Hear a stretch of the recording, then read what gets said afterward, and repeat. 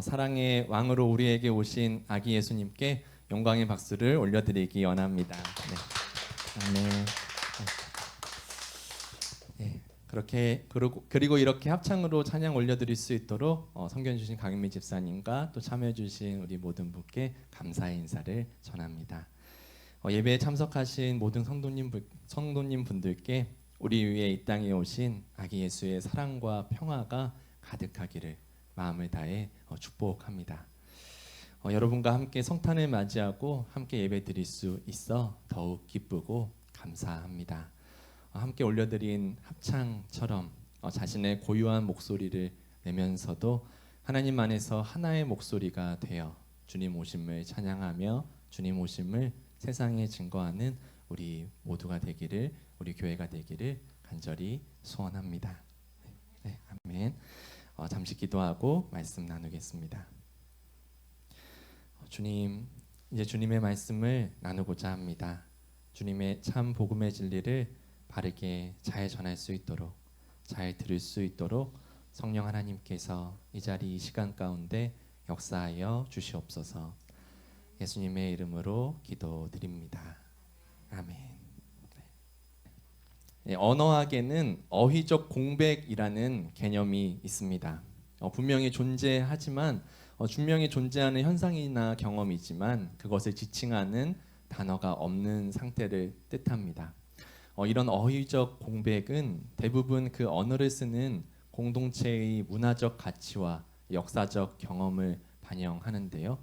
예를 들면 우리나라에는 촌수라는 단어가 있지만요, 영어권에는 없습니다. 물론 개념은 있지만 이렇게 딱 1대1로 매치되는 단어는 없습니다. 우리나라는 같은 친족이라 하더라도 그 촌수에 따라서 4촌인지 5촌인지 저와 김우빈은 6촌인지 이렇게 다 촌수를 따지는데요. 그 숫자로서 이 4, 5, 6 앞에 숫자를 넣어서 그 거리와 서열을 분명하게 구분을 하는데요. 영어권은 cousin이라는 사촌이라는 단어 하나를 써서요, 그 단어에 수식하는 방법으로서 구분을 합니다. 우리나라는 관계의 거리나 서열을 중요시하기 때문에 그렇게 정교하게 구분을 하지만요, 영어권에서는 이런 가족 중심의 관계적인 개념보다는 그 개인 존재 자체를 중요시하기 때문에 이런 언어의 공백이 생긴 것이죠.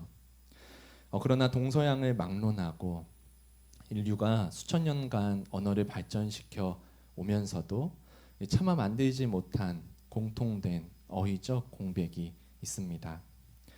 부모를 잃은 아이를 고아라 부르고 배우자를 잃은 사람을 과부나 호라비로 부르지만요, 이 자식을 잃은 부모를 지칭하는 단어는 우리말에도 영어에도 대부분의 언어에도 존재하지 않습니다.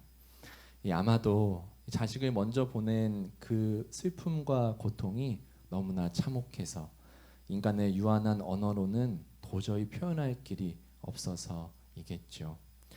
그것이 의식적이든 무의식적이든 인류는 이 거대한 비극에 이름을 붙여 한마디의 단어로 규정하지 않고 있습니다. 천사들이 아기 예수의 오심을 찬양하던 그 성탄의 밤, 그 밤하늘 아래 베들레헴의 부모들은 언어로 정의할 수 없는 그 참혹한 슬픔 속에서 통곡하고 있었습니다. 온 세상을 향한 구원의 소식, 이 성탄의 소식은 베들레헴 마을에 비극을 가져왔는데요. 이 성탄의 찬양 소리가 가득한 이날, 그 찬양 소리 이면에 있는 이 베들레헴의 통곡 소리를 기억하고 마주하고자 합니다. 우리가 이 비극을 외면하지 않고 마주할 때 우리의 고통 가운데 찾아오시는, 우리의 모든 순간에 함께하시는 임마누엘의 하나님을 만날 수 있기 때문입니다. 이 마태복음이 전하는 성탄의 서사는요, 당시 유대 땅의 통치자 헤롯 대왕의 등장으로 시작됩니다. 당시 로마 제국은 자신들이 점령한 땅을 효율적으로 통제하기 위해서요, 이 제국에 협력하는 이 토착 세력에게 일정한 권한과 특혜를 허락해서 이렇게 통치했습니다. 물론 중요한 지방, 중요한 지역에는 로마 제국에서 직접 파견한 그 총독, 총리를 이렇게 해서 다스리기도 했지만요. 이 바로 헤롯 대왕도 로마 제국 승인 아래 이 통치권을 위임받아서 유대 땅을 다스리던 대왕 왕이었습니다. 예수님의 공생의 기간에 예수님을 신문했던 헤롯 왕은요, 이 헤롯 대왕의 아들인 헤롯 안티파스입니다. 이 헤롯 대왕이 죽고 그의 아들들이 땅을 나누어서 다스렸다고 해서 이 분봉왕이라고 이 성경에서 부르고 있습니다. 그 나중에 아들들의 헤롯 왕과 이 아버지 헤롯 왕을 구분하기 위해서 헤롯 대왕이라고 부르고 있습니다. 헤롯 대왕은 유대인의 유대 땅의 왕이었지만 유대 민족의 지지를 얻어 세워진 왕은 아니고요. 이 제국의 권력에 협력하고 그들의 이익에 대변하는 일에 앞장서서 얻게 된 이 왕이었습니다. 이 마태복음에 등장하는 헤롯 대왕의 나이를 대략 60대 후반에서 70대 전후로 보는데요. 그의 정치적 수완과 처세가 얼마나 대단했는지 이 로마 제국의 통치자가 바뀌어도 약 30년이 넘는 세월 동안 유대 땅에서 자신의 왕위를 지켜낸 사람입니다. 이 특별한 특징이 있는데요. 그는 유대 혈통이 아니고 이방 민족인 에돔 족속 출신이었습니다. 물론 그의 가문은 일찍부터 이방신을 섬기지 않고 유대교, 구약 신약 구약의 신앙을 따르는 종교로 유대교로 개종했지만요. 혈통을 중요시하는 유대인들이잖아요. 그래서 이 에돔 헤롯 대왕을 정말 자신들의 왕으로 인정하지는 않았습니다. 그래서 헤롯 대왕은 이런 유대인들의 환심을 사려고 예루살렘 성전을 대규모로 화려하게 웅장하게 재건축하기도 했습니다. 그러나 혈통적으로도 그리고 정치적으로도 유대인들에게 정말 왕으로 인정받기는 어려웠던 것이 현실이었지요. 그래서일까요? 자기 왕권을 지키기 위해서라면 역사의 기록을 보면 자기 아내와 장모, 세 아들까지 처형할 만큼 잔인한 사람이기도 했습니다. 어떤 수를 써서라도 자신의 왕권을 지켜내던 헤롯 대왕의 말년에 동방으로부터 박사들이 찾아왔습니다. 우리는 줄여서 동방박사라고 부르죠. 동방박사는 어떤 사람들이었을까요? 지금으로 치면 점성술사나 천문학자 정도가 가까울 것 같습니다. 이 밤하늘의 별을 관측해서 하늘의 징조를 읽고 국가의 운명을 점치는 지식인들이었습니다. 지금 기준에서 보면 과학적이지 않으니까요. 점치는 사람 정도로 생각이 들지만요. 당시에는 과학이나 종교, 철학이 이렇게 분리되고 잘 구분되던 시절이 아니었잖아요. 동방에서 온 지식인들, 지혜자들, 구도자 정도로 생각하시는 것이 적절할 것 같습니다. 그들이 동쪽 방향에서 얼마나 멀리서 왔는지 가늠할 수는 없지만요. 유대인이 아닌 동방의 이방인들이 별 하나를 따라 이 별 하나에 목숨을 걸고 유대인의 왕을 경배하기 위해서 낯선 예루살렘까지 찾아온 것입니다.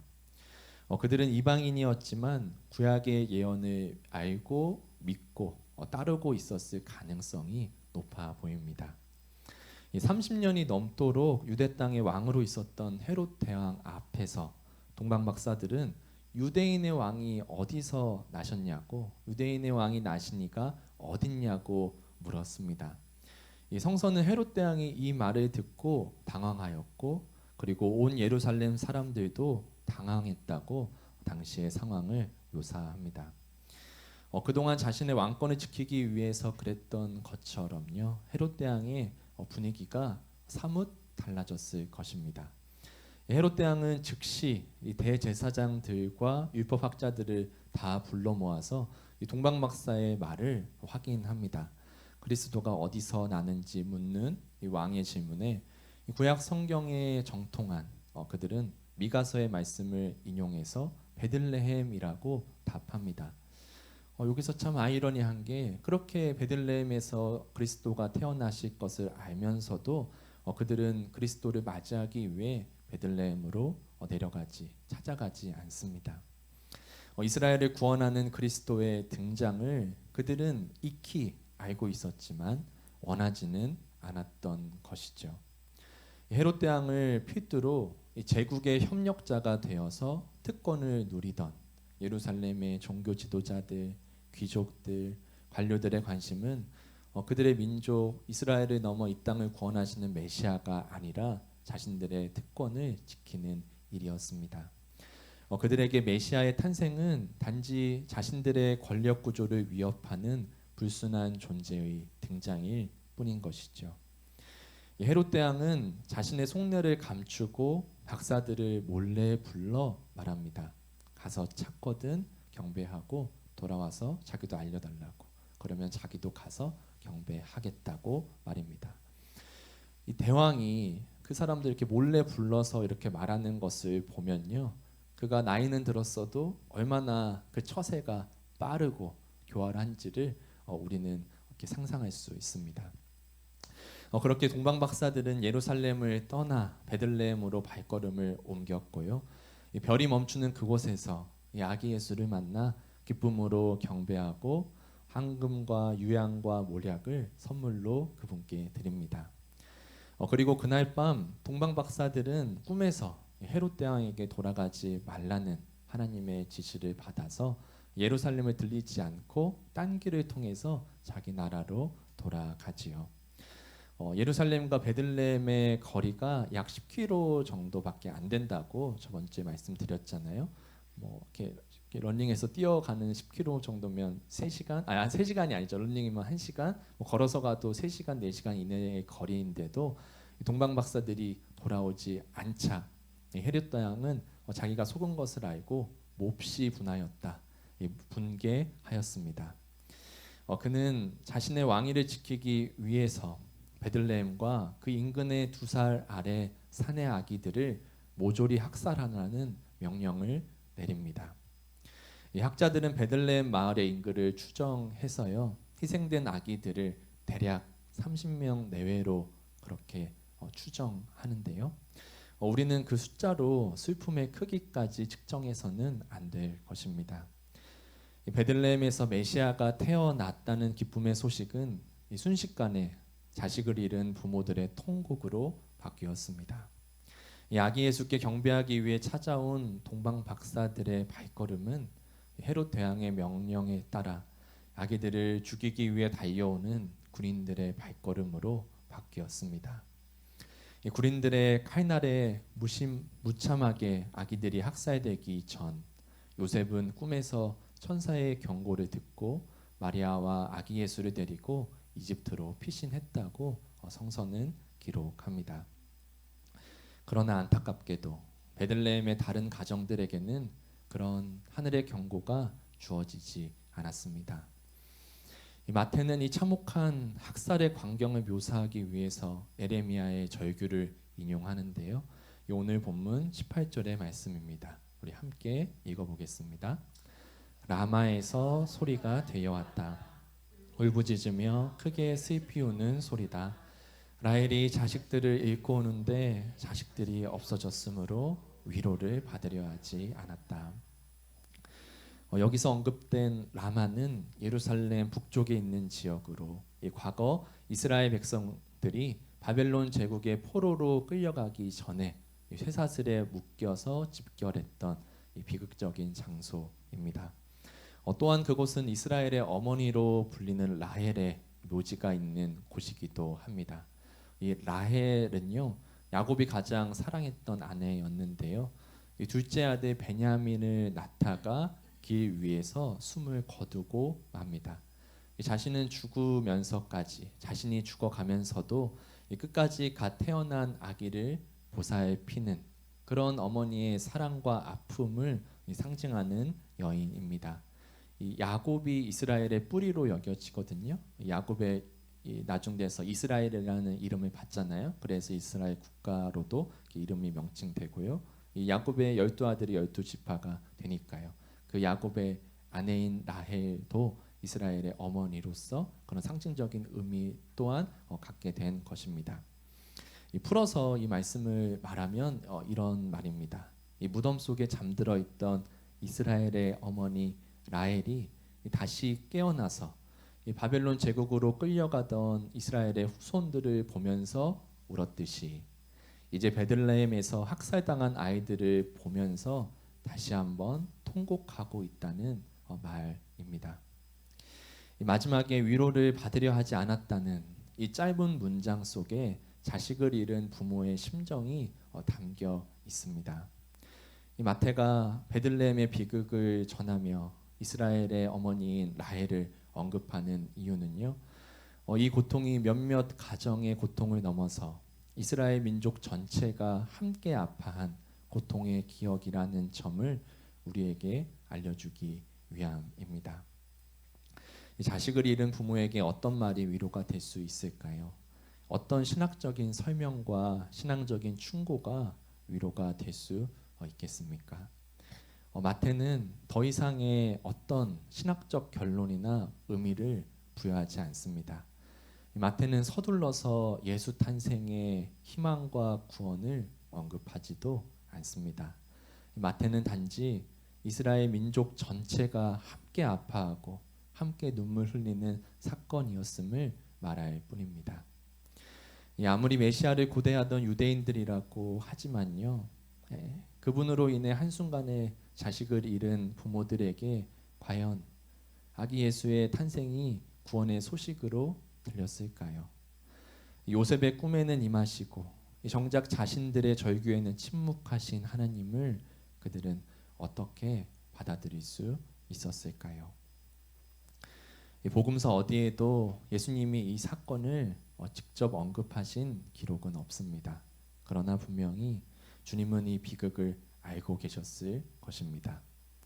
그분은 분명 공생의 기간 고통받는 이들의 눈물을 보실 때마다 베들레헴의 통곡을 떠올리셨을 것입니다. 그분은 분명 베들레헴에서 학살당한 아이들의 죽음을 기억하며 살아가셨을 것입니다. 그분은 베들레헴의 학살 속에서 혼자 도망쳐 살아남은 분이 아닙니다. 그분은 단지 유예되었을 뿐입니다. 예수님은 그들의 모든 눈물과 고통, 그 희생과 죽음을 짊어지고 십자가에 달리신 분이기 때문입니다. 십자가에 달리신 주님께서, 예수님께서 우리에게 말씀하십니다. 나는 너희의 모든 고통 속에 함께 하고 있으며 너희의 고통을 나의 눈물로, 나의 아픔으로, 나의 십자가로 짊어지셨다고 말입니다. 우리는 그분의 이름을 십자가에 달리신 하나님, 우리의 모든 순간에 함께 하시는 임마누엘의 하나님이라고 고백합니다. 우리 삶도 그렇지요. 하나님의 특별한 말씀이 있었다면 그때 그 일이 일어나기 전에 하나님께서 우리에게 찾아오셔서 그런 걸 알려주셨더라면 내가 그런 일은 겪지 않았을 텐데 라는 탄식이 우리 안에도 있습니다. 우리는 그렇게 특별하게 말씀하시는 하나님보다는 침묵하시는 하나님을 더 자주 경험하지요. 마치 고통받는 베들레헴을 뒤로하고 이집트로 떠나가시는 아기 예수의 모습처럼 말입니다. 예배가 마치고 교회 문을 나서는 순간 우리 앞에는 여전히 해결되지 않은 문제와 슬픔이 기다리고 있습니다. 주님이 오셨다고 해서 지금 우리가 겪는 모든 문제와 슬픔이 단번에 사라지지 않습니다. 주님은 그 모든 문제를 단번에 해결하시는 분이 아니라 그 모든 문제 속에 아파하는 우리와 그 아픔을 함께 하시는 분이십니다. 그분은 우리의 고통 한가운데로 찾아오시는 분, 우리의 모든 고통과 눈물, 죽음까지도 짊어지시고 십자가에 달리심으로 영원한 하나님 나라의 위로와 소망을 우리에게 주시는 분입니다. 세상의 그 어떤 말로도 자식을 잃은 베들레헴의 부모들의 마음을 위로할 수 없겠지만 결국 자신의 독생자 아들을 십자가에 내어주신 하나님의 손길만이 그들의 눈물을 닦아주셨을 것입니다. 베들레헴의 구유에서 시작된 예수의 이야기는 골고다의 십자가에서 완성됩니다. 하늘에는 영광, 이 땅에는 평화라고 찬양하지만 이 땅의 평화는 아직 완성되지 않았습니다. 오늘날에도 여전히 베들레헴의 부모들처럼 이름을 붙일 수 없는 그 슬픔과 상실감 속에 울고 있는 이들이 있습니다. 우리가 주님 오심을 찬양하는 천사들의 노래와 함께 눈물 흘리는 자들의 통곡 소리를 들을 수 있다면, 우리의 고통 가운데 찾아오시고 우리의 모든 순간 가운데 함께 하시는 하나님처럼 우리도 이웃과 함께 아파하고 함께 짐을 지며 우리의 십자가를 지고 그분을 따를 수 있다면, 아기 예수는 우리 삶 속에 새롭게 태어나실 것입니다. 아기 예수가 이 땅에 오신 구원의 소식이 우리에게 진정 기쁨의 소식으로, 이 세상 가운데 진정 복음의 소식으로 우리를 통해서 전해지기를 간절히 축원드립니다.